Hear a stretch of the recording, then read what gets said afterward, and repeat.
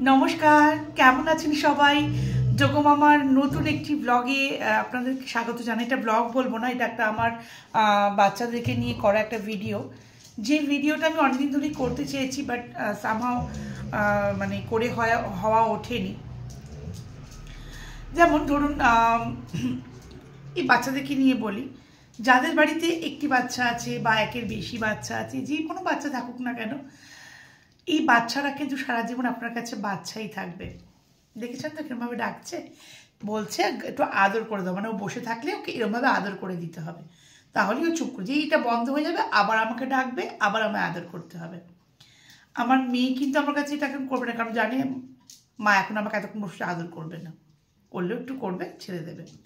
কিন্তু ওর ডিমান্ড এটাকে করে দিতেই হবে, কারণ ওই ভালোবাসাটা, এই আদরটা, এই স্পর্শগুলোই বোঝে, আর কিছু বোঝার ক্ষমতা ওদের নেই। আর আমার মেয়ে একদিন বড় হয়ে যাবে এবং সে সব কিছুই করতে পারবে নিজ হাতে, খেতে পারবে, কোথাও ইচ্ছে করে যেতে পারবে, অসুস্থ হলে বলতে পারবে যে আমার কী অসুস্থতা বা কী শরীর খারাপ হচ্ছে সেটা বলতে পারবে। বাট এই বাচ্চারা, আমার এই 4 বাচ্চারা কিন্তু সেটা কখনো বলতে পারবে না। সে দেখেছি যতবার করে আমার হাত তুলে বলবে ওকে আদর করো, তো ওরা কখনো সেটা বলতে পারবে না। ওদের হয়ে আপনাকেই বুঝতে হবে, আপনাকেই সেটা করতে হবে। এই মুখগুলো থেকে কখনো মনে হয় এদেরকে কেউ রাস্তায় ছেড়ে দেবে শরীর খারাপ হলে? পারবেন? জানি না যারা রাস্তায় ছেড়ে দেয় তারা কতটা মনের দিক থেকে শক্ত হয় বা পাষাণ হয় যে এইরকম মুখগুলোকে ইগনোর করে রাস্তায় ছেড়ে দেয়। আমি না ভাবলেও মাঝে মাঝে আমার না মানে আমি শিউরে উঠি, মানে আমার কান্না পেয়ে যায় যে সত্যি কি মানে এদেরকে রাস্তায় বার করে দেওয়া এতটা সোজা? ভাই আমার তো আমি তো ভাবলেও আমার শরীরের গা হাত পা কাঁপতে থাকে।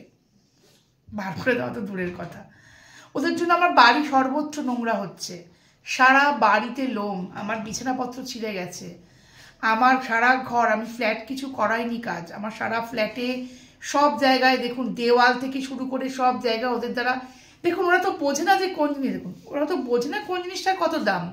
ওরা বোঝে যে এটা আমার বাড়ি, এখানে আমরা এভাবেই আমরা খেলি। ওরা অ্যাকচুয়ালি ওয়াইল্ড অ্যানিম্যাল, ওদেরকে ডোমেস্টিক অ্যানিম্যাল বানানো হয়েছে ব্রিড করে, এবং তারপরে আমরা তাদেরকে অ্যাডপ্ট করেছি, এনেছি। এবার ওদেরকে আমার বোঝাতে হবে বাবু এটা করতে নেই, দীর্ঘদিন অভ্যাস করতে হবে, এটা করো না, এটা করো না। এমন না যে একদিন বললাম একদিনই সেই কাজটা হয়ে গেল, এই কাজটা দীর্ঘদিন আপনাকে বোঝাতে হবে যে এটা করতে নেই বাবু, এটা করে না সোনা, এটা করে না। এবং আপনার বাচ্চাকে যেমন আপনি মারেন বকেন, ওকেও বকতে হবে, এবং মারার থেকে বেশি বকতে হবে। আচ্ছা আচ্ছা করছি এটা করছি, আর থামলে চলবে না, সমানই আদরটা করে যেতে হবে। তো সেটাই বলছি যে এটা ওরা বোঝে না যে একটা আইফোনের দাম এত লাখ টাকা, ওটা আমি যদি ফেলে ভেঙে দিই ও কী হবে, আমার কাছে তো এই মানুষগুলি আসল। কিন্তু মানুষ কখনো এটা ভাবতে পারে না যে আমার কাছে মানুষই আসল, আমার রিলেশনগুলো, আমার কাছে মানুষগুলো আমার কাছে খুব দামি, কোনো জিনিসের দামের সাথে তার তুলনা হয় না। কিন্তু ওরা সেটা বোঝে, দেখুন ওদের বোঝাতে হয় না, এটা ওরা ইনবর্ন, এটা ওরা নিয়ে আসে। দেখুন আমার বাড়িতে কেউ এলো, আমার বোঝোকে যদি বেরোতে না দিই, আমার বোঝো কী করবে, সেখানে সামনে যেখানটায় দরজা পাবে, বন্ধ দরজা, ওখানকার দাঁড়িয়ে ও মার্কিং করে ওই জায়গাটা হিসু করে দেবে, ওই জায়গাটাও হিসু করে দেবে, মানে ও বোঝাতে চাইলো মাটা আমার, বাড়িটাও আমার, যে আসবে তাকে এটাই বোঝাতে চাইলো। এগুলো মার্কিং করা, আমি বকি ওকে, কেন করলি ইস্যু, সব জায়গায় কেন টয়লেট করছো। কিন্তু ওর কাছে এটাই বোঝানো ছিল যে এই বাড়িটা আমার, এই বাড়িতে এই মাটাও আমার, এবং তুমি আমার মাকে কিন্তু কিছু করবে না। যতক্ষণ না ওর কাছে গিয়ে ওকে শুকতে পারছে, জানতে পারছে যে ও কী চাইছে, ততক্ষণ পর্যন্ত ও বুঝতে পারবে না, তাই ও এইগুলো করবে।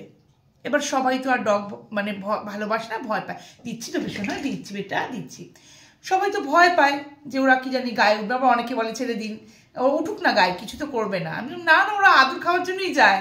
এই যে একে দেখছেন, একে আমার বোঝো ওকে দাবিয়ে রাখে, মানে ও কখনো কি করে গ্রাউল করতে হয় জানে না, ও গ্রাউলিং জিনিসটাই জানে না, মানে এতটাই সফট। এত বড় একটা ডগ আপনার দেখে মনে হবে যে ও এত সফট কি করে হয়, বিকজ ভালোবাসা মানুষকে চেঞ্জ করে দেয়।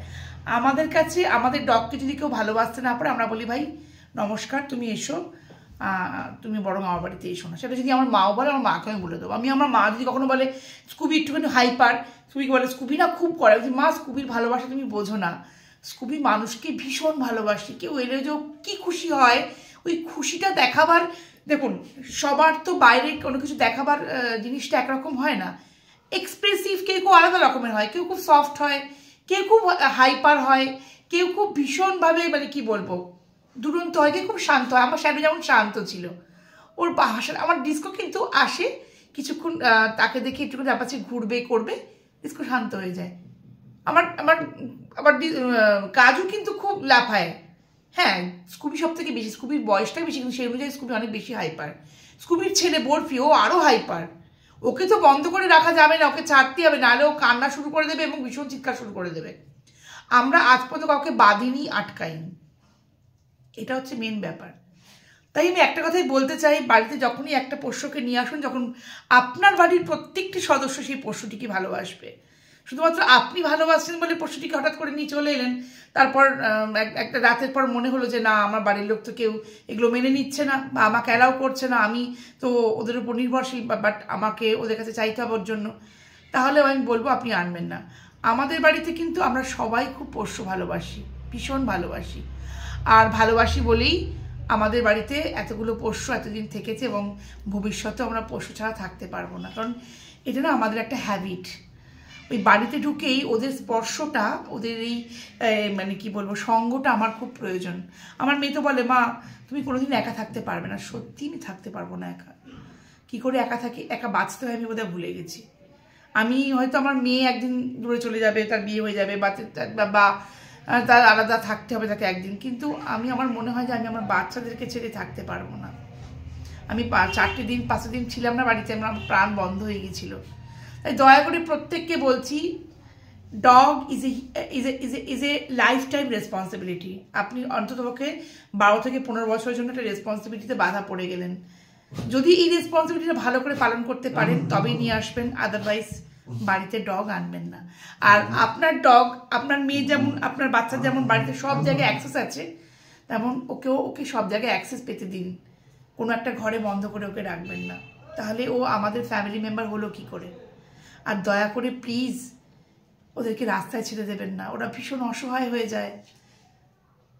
ওদের আপনার কখনো মনে হতে পারে আপনার ছোট বাচ্চাটি যদি রাস্তায় হঠাৎ করে হারিয়ে যায় তার কি অবস্থা হতে পারে, তাহলে ওদেরটাও ভাববেন। ওরা তো আরও কিছু বলতে পারে না, বোঝাতে পারে না। আমার কথাগুলো অনেকের কাছে খারাপ লাগতে পারে, বাট আমার কথাগুলো একটু ভেবে দেখবেন। আমি আজকাল ফেসবুক খুললেই ভীষণভাবে এই অ্যাডপশান, এই রাস্তায় ছেড়ে দিচ্ছে, ভীষণ খারাপভাবে রেখেছে, এগুলো দেখলে না খুব খুব খুব কষ্ট হয়, বিশেষ করুন খুব কষ্ট হয়, আমি না নিতে পারি না। দয়া করে এগুলো করবেন না প্লিজ, ওদেরকে বাঁচতে দিন, আপনিও বাঁচুন, এবং প্রত্যেকটা পশুরই পৃথিবীতে বাঁচার অধিকার আছে, অন্ততপক্ষে আমাদের পরিবেশের জন্য। ভালো থাকবেন আর ভালো রাখবেন, দেখা হবে নতুন কোনো ভিডিওতে।